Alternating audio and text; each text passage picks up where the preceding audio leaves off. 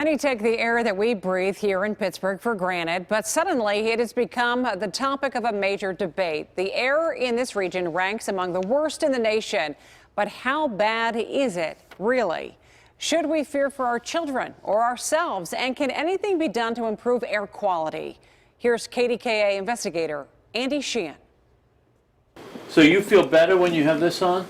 Yes, I do. How bad is the air here? Just ask Johnny Perryman. He has a heart condition and has to wear a painter's mask around the house and on the sidewalks of Clairton, where particulate pollution and sulfur dioxide emissions from the Clairton Coke Works pose health threats linked to asthma, cancer, and stroke. When this air kills me, who are they going to charge with murder? For most of us, the air we breathe today is decidedly better than the dark days of this region's industrial past, when the steel industry belched smoke so thick noon sometimes looked like midnight. We started out with the worst air quality in the country. We've made the most significant improvements in air quality in the country. But you know, we still have that vestige of industry still here. We still have a lot of industry. We have a lot of old industry. Most of the mills are gone now. Several coal-fired power plants have closed, and regulations are far tougher than what they were. But in the Mon Valley, the Coke Works, as well as the Edgar Thompson Works in Braddock, are still producing soot and smog that violate clean air standards.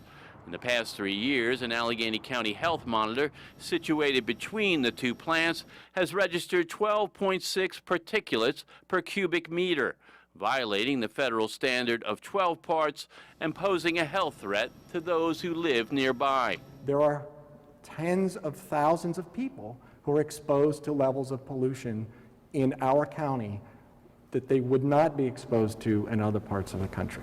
But the quality of air largely depends on where you live in relation to the Mon Valley. 9 other monitors spread across the county are all in compliance, and the readings get better the farther away you are. For example, Lawrenceville registers 9.1 parts per cubic meter, South Fayette 8.3, and North Park 7.8.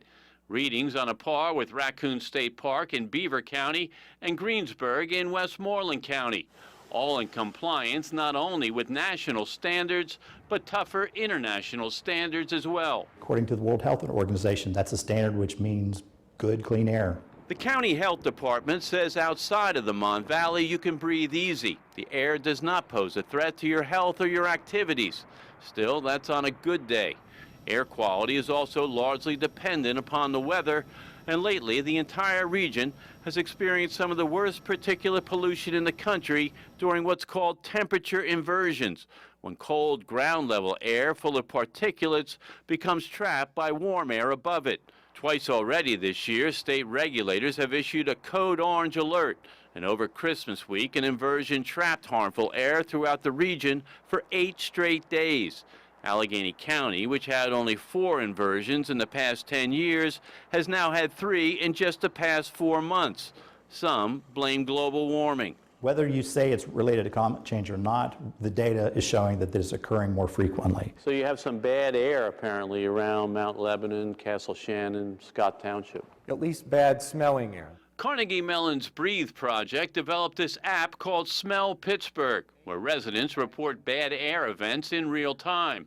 On this particular day, it showed some wind pushing bad-smelling air out of the Mon Valley into the South Hills, pointing once again to the Coke Works as the region's most pressing problem.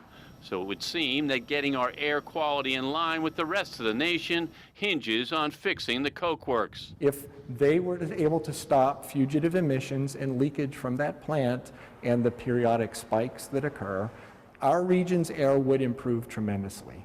If we were to improve the emissions from that plant, it's possible that our air would be near the 40th or 50th percentile in the country. And U.S. Steel says it intends to do just that. This past summer, the steel giant entered into an agreement with the county to revamp Edgar Thompson and make $200 million in environmental improvements at Clairton, over and above what's required by federal regulation. It's going to improve the emissions overall in both these projects by improving the reductions in sulfur dioxides, SO2, by 50%. It's going to improve particulate matter cumulatively by 60%. And still, there's a debate on whether the agreement goes far enough. As far as agreements go, it's going to be hard to find anything that is better than this. We've heard pledges from U.S. Steel in the past that they'll fix up old coking batteries, and they've backed away from those decisions when the economic conditions make it so that it's unattractive for them. For people like Johnny Perryman, whose lives are impacted by the air every day, they're tired of the promises and have grown impatient with efforts to rein in emissions at the coke works. They want action now. If they can't control the pollution coming out of the place, they should close their doors. I don't think they have a right to kill the people in this area. And so a lot hinges on whether U.S. Steel makes these improvements and whether they have the intended impact on air quality. Right now, if you live in the Mon Valley, the air you breathe is in violation of federal standards. If you live outside of the Mon Valley, the better news is that the air on most days is safe according to federal and international guidelines, though people should exercise caution during these bad weather events like temperature inversions. This is certainly not a concern or a debate that's going away anytime soon.